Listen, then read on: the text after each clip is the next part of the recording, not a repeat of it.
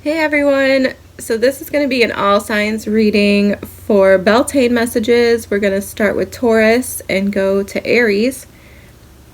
Beltane is a Celtic celebration for anyone who does not know. It gives me an excuse to use this deck, which is the Beltane Oracle from Seasons of the Witch. And if you know me, you know I love Seasons of the Witch. They're like my favorite Oracle decks. So whenever I can use them, which is typically seasonally, I get really excited. I'm going to try to get this uploaded for May 1st, May Day, which corresponds with Beltane. So with Beltane, we're talking about fertility and life and health and wellness. It's a fire festival. So basically it's about, protection and celebrating life, celebrating birth and renewal and all these things. It's like the halfway point between spring and summer, right? The solstices. I don't know if that's actually true based on our calendar, but that's the typical traditional rationale behind it. So I love all things Celtic, as you might also know if you know me. Despite not really being very Celtic, I'm Welsh and English. My daughter, however, is Irish and Scottish, so we're basically anarchy in the UK over here. So I'm just going to get started, and of course then I'm going to be super annoying, and I'm probably going to break this up into individual videos as well, because that's always fun. So, Aquarius, your card, your Beltane message is Wildcat, number 44. And this card says, be still and tune in, for there is something afoot lurking alongside you. All right.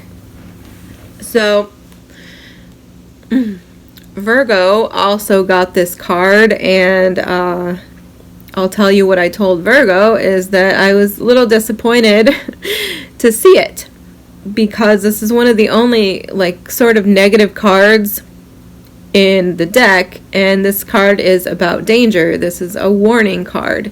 This is a card about being aware of your surroundings, right? Being aware of how things make you feel and sort of asking yourself, what does that mean? What do I need to do about it?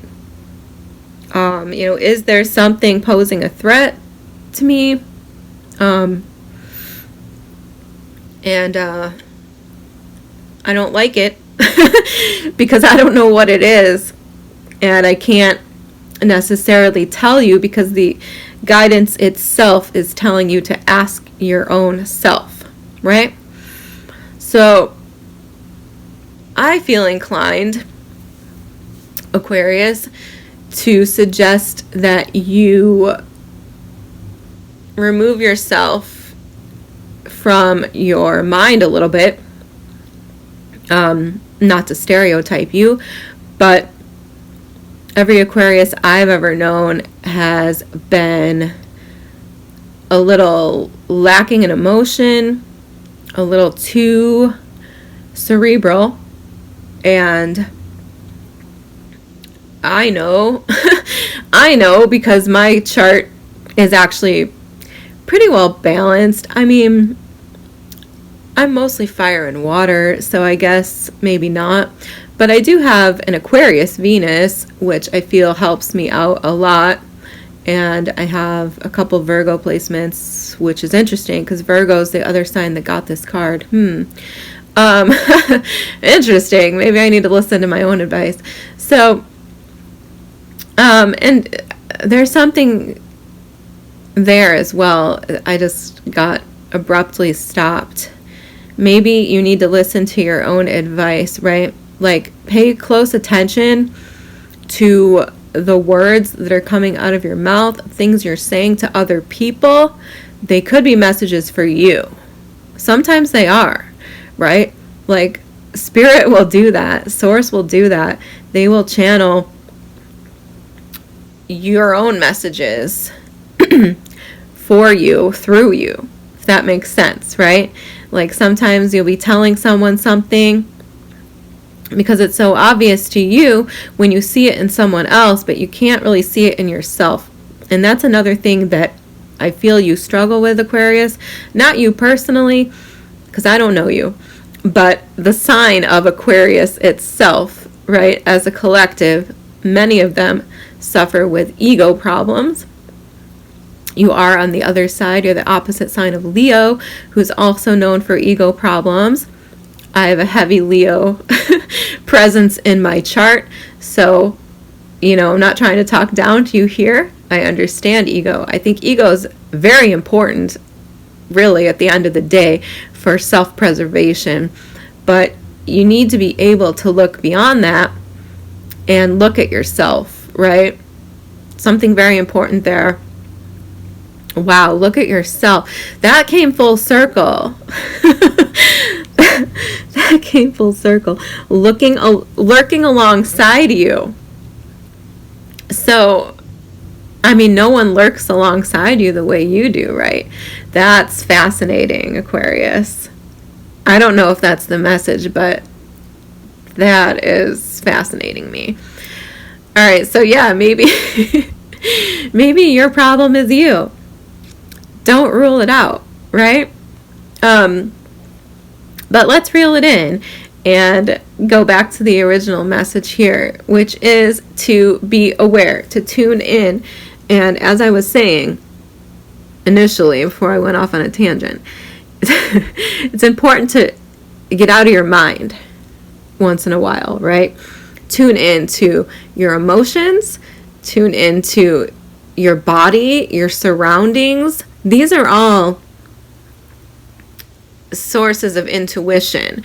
And I feel like air signs often struggle with that because they want to intellectualize everything so often, right? Maybe not you. You could be an Aquarius with a ton of Pisces in your chart, or Cancer or Scorpio or all of the above. And maybe that's not true at all, right? Or maybe you have a lot of Earth in your chart. And, you're very in tune with your body and the sensations. Whatever your strong suit is, try to access those points. Try to access your emotions. Try to access your physical body in particular. And, as well as your, how do I put that? As well as your fire energy too, right? What sparks you? What attracts you? What gives you energy when you're around it? What takes your energy away when you're around it, right? You got to pay attention to these things because these are all intuitive sources of information that sometimes I feel air signs miss when they get too cerebral, right? When they get too in their head, too concerned with thoughts and ideas and intellectualizing and logicalizing things. I don't think logicalizing is a word, but whatever. So, certainly, if you're like me, the brain is an important place to be because I get, direct sentences and words and messages that come into my brain that I hear. So, we're not overlooking that as a source, as a point of contact for intuition. It's certainly also important. But I feel like the message here for you, and it could be my bias, is to holistically approach your whole being and what you're feeling, what you're sensing, what you're smelling, right? What's going on and what is causing it. And you're very smart. I know you're capable of conducting investigations like this, but first you have to gather the information from all the different sources. Does that make sense? All right. Whew. Let's see what else we can get for you, Aquarius. All right. Messages for Aquarius. Why is the wildcat here? Can you tell me more about this, please?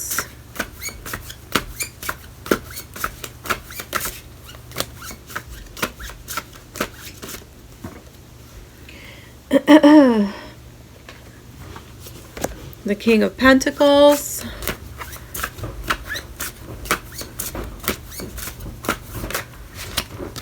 Whoa, I just dropped a bunch of crap. Hey. Okay. I think it's pretty warm out there. Sorry, Aquarius. My daughter is here and she is going outside. She is a Virgo, and as I said, you could be connecting to a Virgo. You could have Virgo in your chart. They also got the Wildcat card. All right, so anyway, back to this. King of Pentacles, the Hanged One, and the Barrow. Oh my God, wheelbarrow. How do you say that word? Oh no, terrible. The Barrow. Okay, this is the card of Cancer, Pisces, and the King of Pentacles is, for me, Taurus. But the King of Pentacles is the first card out. Okay, so this is talking about your physicality, potentially, but the King of Pentacles lives in the earthly realms, right? Certainly the King of Pentacles is a master of his environment, his surroundings. This could be about your job, certainly, your livelihood. Oh, my daughter's setting off the dog. I don't know which one it is. Okay, it's the one we don't really know. Anyway, so many distractions. See, all right, there could be distractions in your environment that aren't allowing you to tune into your intuition. I mean, the Cancer, yeah, I heard it. Cancer and Pisces are both very intuitive signs. And the Hanged Man is sort of like what we were talking about. He's tuning in. He's sacrificing the use of his arms and his legs, hanging upside down to gain enlightenment. Right? And then the Chariot card, which is what we're looking at here, it's called the Barrow or the Barrow, which I don't know how to say, so we're going to call it the Chariot.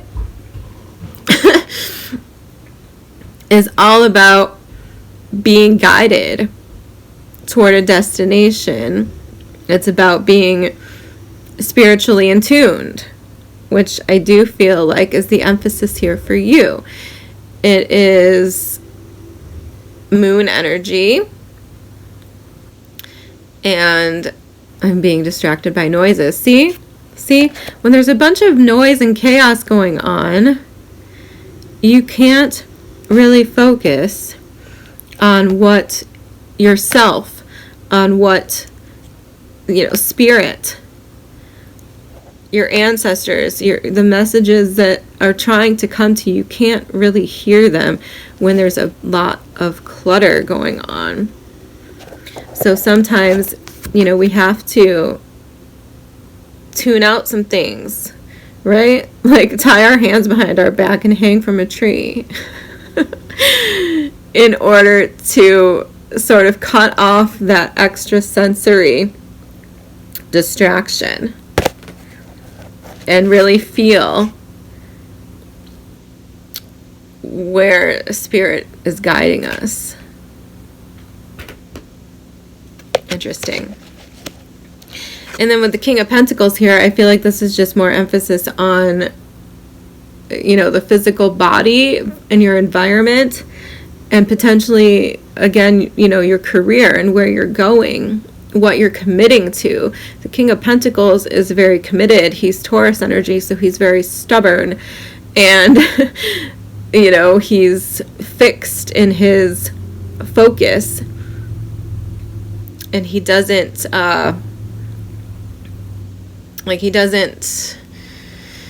what's the word? He doesn't flake. He's not a flake.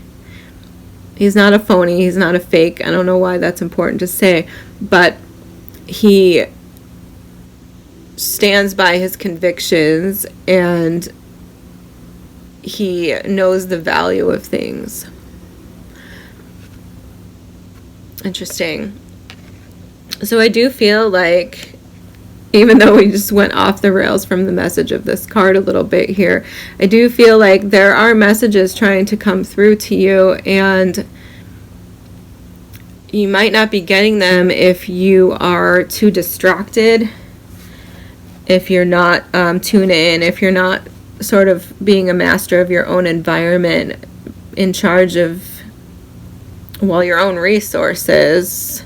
So be careful of that. If someone else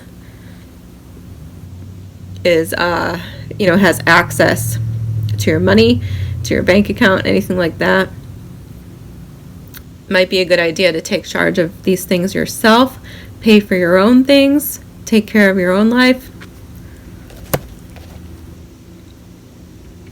And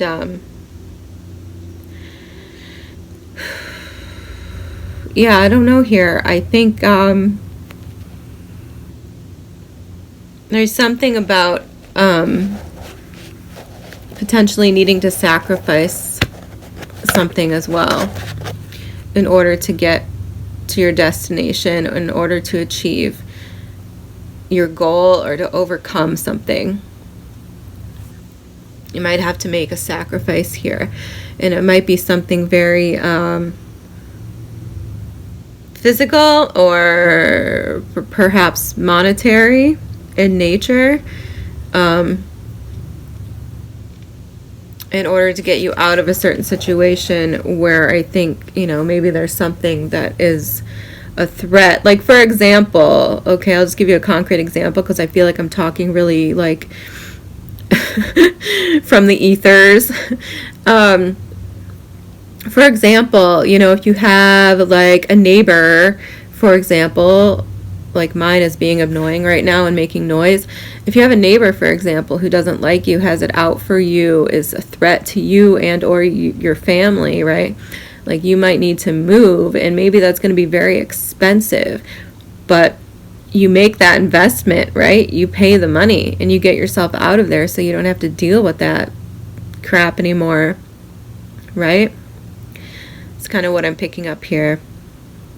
All right, Aquarius, I think that's enough of a lecture. Thank you so much. I hope that was helpful.